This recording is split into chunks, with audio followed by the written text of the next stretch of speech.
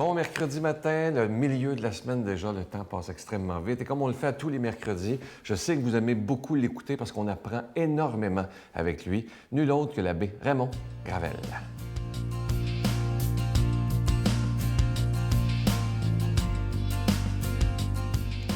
Bonjour. Encore sur la science et la foi, un prolongement de réflexion. Je me suis posé la question suivante. Pourquoi la science et la foi sont-elles en conflit? Parce qu'elles le sont souvent. Pourquoi s'opposent-elles? Et la réponse est toute simple. C'est que l'une et l'autre se croient la seule détentrice de la vérité. Par ailleurs, je veux préciser, ce n'est pas la science et la foi qui s'opposent, mais plutôt certains scientifiques et certains religieux qui croient détenir la vérité. Prenons par exemple le biologiste qui a participé au débat aux années-lumière. Il disait « J'ai la certitude que Dieu n'existe pas. Il y a la conviction profonde et plus encore la certitude. » Et même, il affirme que respecter les croyants, il affirme respecter leur discours, et pourtant, il dit exactement le contraire.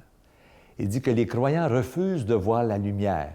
Lorsqu'on devient athée, on gagne le désir de la voir, de savoir, de comprendre. On gagne le goût de la vérité. Comme si les croyants n'avaient pas ça, cette recherche de la vérité et ce désir de vérité.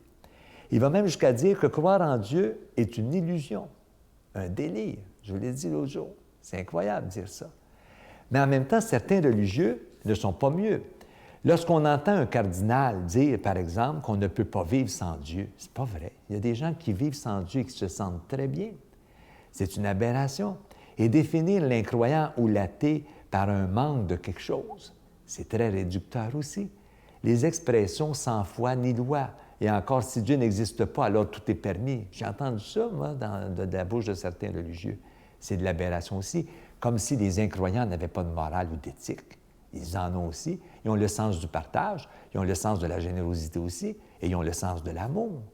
Alors, pourquoi se mépriser les uns les autres? Qu'on soit croyant ou pas, nous n'avons pas à nous juger ni à nous mépriser. Nous avons à nous respecter.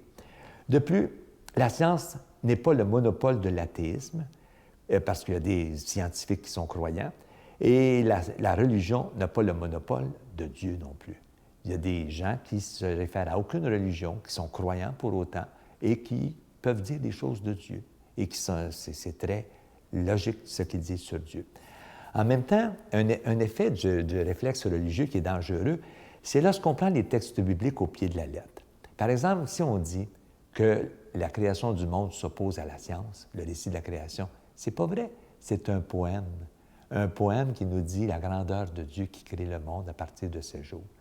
Mais on laisse à la science le soin de dire comment la création s'est faite, et la religion répond, elle, au pourquoi de la création. Et je pense que ça donne sens à toute la vie. Alors, bonne journée tout le monde. Notre Père qui es aux cieux, que ton nom soit sanctifié, que ton règne vienne, que ta volonté soit faite sur la terre comme au ciel. Donne-nous aujourd'hui notre pain de ce jour. Pardonne-nous nos offenses, comme nous pardonnons aussi à ceux qui nous ont offensés. Et ne nous soumets pas à la tentation, mais délivre-nous du mal, car c'est à toi qu'appartiennent le règne, la puissance et la gloire pour les siècles des siècles. Amen.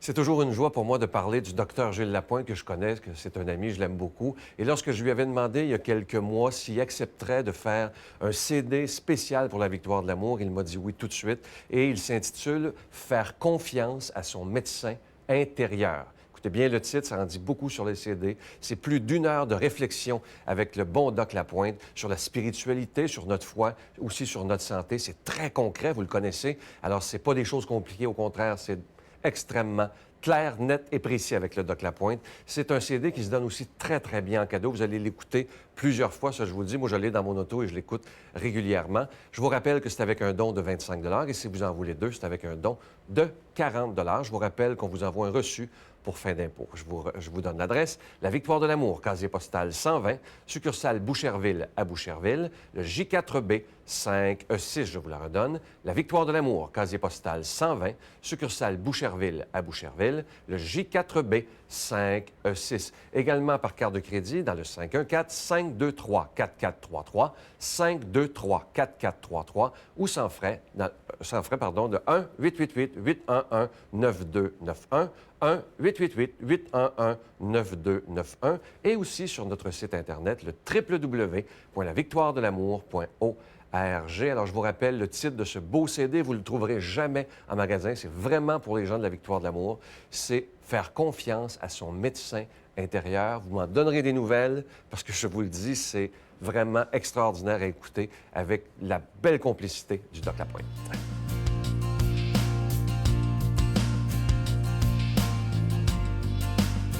Aujourd'hui, pour la proclamation de la parole de Dieu, cette parole qui peut tellement changer notre vie si on décide d'y croire totalement.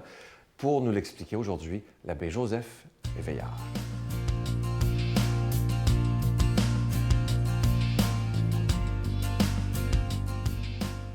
La parole de Dieu est esprit et vie.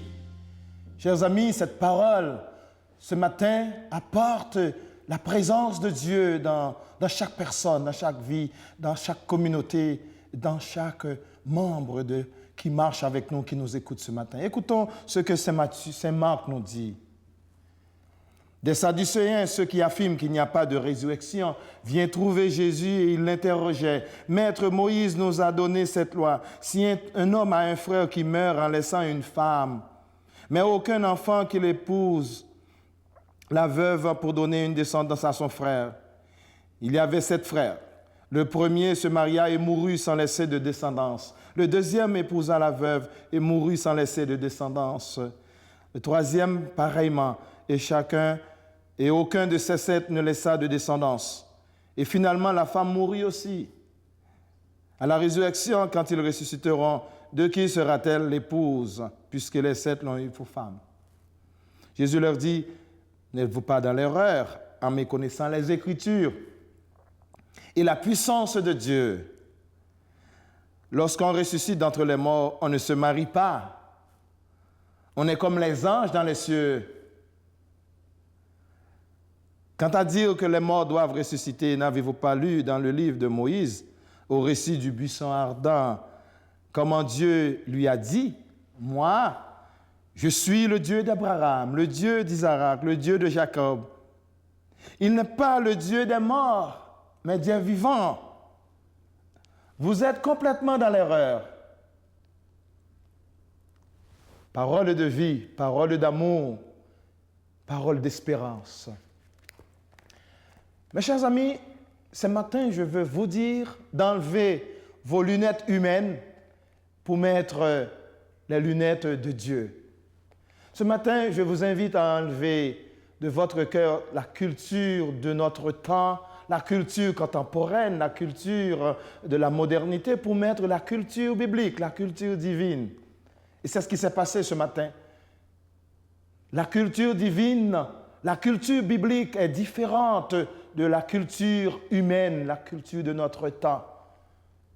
Mais cette culture biblique divine peut nous éclairer dans la culture de notre temps, peut marcher avec nous. Et c'est ce qui s'est passé du temps de Jésus.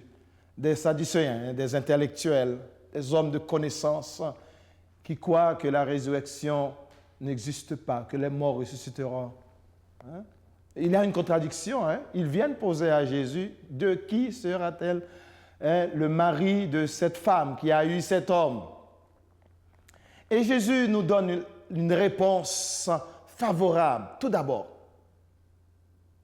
que le Dieu de nos pères, le Dieu que nous prions, n'est pas le Dieu des morts, c'est le Dieu des vivants. Et vous appelez Yahvé, le nom que Moïse a reçu sur le mont Sinaï, c'est Yahvé, je suis ce que je suis de toute éternité, je suis le Père, je suis le Dieu d'Abraham, d'Isaac, de Jacob. Et Jésus leur dit, vous méconnaissez les Écritures. C'est pourquoi ce matin, je vous invite à apprendre la parole de Dieu, cette parole qui se trouve dans cette Bible, qui est esprit et vie, peut nous aider à retrouver toutes les réponses de notre vie. La Bible est un tout. Vous connaissez ça? La Bible est un tout. Si vous prenez le sel et l'eau, ça donne quoi? De l'eau salée. Pour faire une bonne sauce, ça ne prend pas de l'eau et du sel, ça donne de l'eau salée. Mais pour faire une bonne sauce, ça prend de l'eau, ça prend du sel, ça prend toutes sortes d'ingrédients pour que cette sauce puisse vraiment savoureuse. C'est ça la parole de Dieu. La parole de Dieu, c'est comme un restaurant qui restaure. C'est Dieu qui vient restaurer nos vies. Quand on va dans un restaurant, c'est pour chercher la force. C'est pour chercher une nourriture bonne. Eh bien, ce matin, mes amis, je vous invite à vous restaurer dans la parole de Dieu. Que Dieu n'est pas un Dieu des morts, c'est un Dieu de vie. Eh bien, des fois, nous, chrétiens, nous marchons comme des morts, comme des zombies. Nous oublions l'essentiel dans notre vie. Nous oublions que Dieu marche avec nous, qu'il est ce Dieu vivant qui nous libère. Il est ce Dieu vivant qui nous donne la force de continuer à vivre dans ce monde. La victoire de l'amour qui arrive à la porte de ton cœur ce matin. Sentez-vous qu'il apporte la paix, la joie, le goût d'affronter l'inconnu, les surprises dans notre vie? Car le Dieu que je prie ce matin, te bénir. Le Dieu que je prie ce matin peut transformer votre vie. Le Dieu que je prie ce matin peut transformer tout ce qui est impossible. Et c'est pourquoi je te demande de prier avec moi. De prier avec moi pour tous les parents qui sont déçus, pour tous les parents, les personnes qui sont laissées seules dans une maison, dans une résidence, les personnes qui sont dans une prison et qui ne trouvent aucune réponse dans leur vie. C'est pourquoi je demande au Dieu de vie de les rencontrer sur leur chemin et je les bénis. Au nom du Père et du Fils et du Saint-Esprit. Amen. Je vous salue Marie, pleine de grâce. Le Seigneur est avec vous. Vous êtes bénie entre toutes les femmes et Jésus, le fruit de vos entrailles, est béni. Sainte Marie, Mère de Dieu, priez pour nous pauvres pécheurs, maintenant et à l'heure de notre mort. Amen.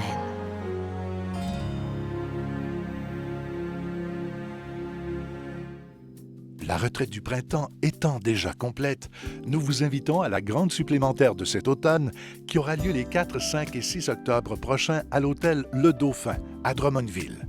Sous le thème « Si tu savais le don de Dieu », venez vivre des moments inoubliables en compagnie de l'abbé Robert Jolicoeur, l'abbé Robert Lemire, Dolly Dimitro, Sylvain Charon et Miguel Padilla.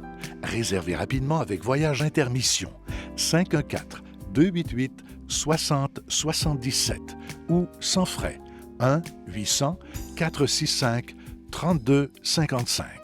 Venez vivre une fin de semaine exceptionnelle, remplie d'amour, de joie et de paix. Je vais prendre le temps de saluer son petit nom ici, je ne dirais pas son nom de famille, Doris, qui m'a envoyé une belle lettre de la ville de Saguenay. Je sais que vous vivez présentement une belle histoire d'amour. Vous avez dans les 70 ans, c'est tellement beau. Et je veux vous dire que je vais beaucoup prier pour cette belle histoire. Vous savez que ceux qui écoutent, je sais qu'il y en a qui vont se reconnaître, beaucoup de gens se sont rencontrés dans des activités de la victoire de l'amour. J'ai même vu quelques mariages, imaginez, de gens de 70 ans et même de 80 ans et plus. J'appelle ça vraiment la victoire de l'amour. Alors, cher Doris, entre autres, et à tous les autres qui vivez de belles histoires d'amour, je vous souhaite le plus grand des bonheurs et je prie avec toute l'équipe afin que vous soyez heureux. Je vous souhaite une belle journée. À demain. Bye. Et quand les gens me disent c'est quoi la recette pour vivre 60 ans ensemble, je dis ça prend 2 ans et demi avant. Ce qui me frappe, c'est que les gens ne font pas de fréquentation. Tu sais, j'ai dit en blague très souvent, les gens, le dimanche soir, ils rencontrent la fille puis ils déménagent le mardi. Sacre à fesse, laisse-toi une chance. La victoire de l'amour remercie de tout cœur les Résidences Soleil de leur accueil si chaleureux.